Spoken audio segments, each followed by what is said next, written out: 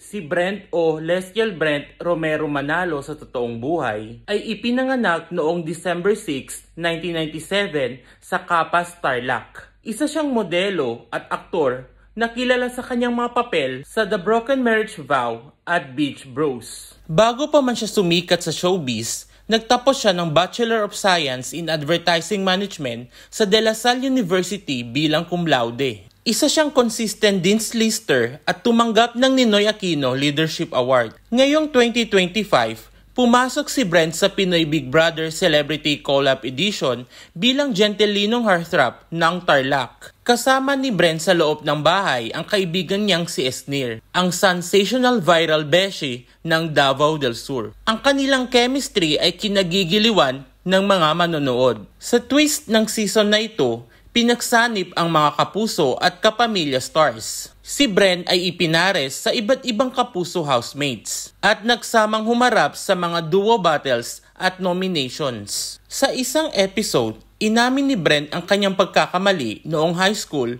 kung saan siya ay nasangkot sa isang cheating incident.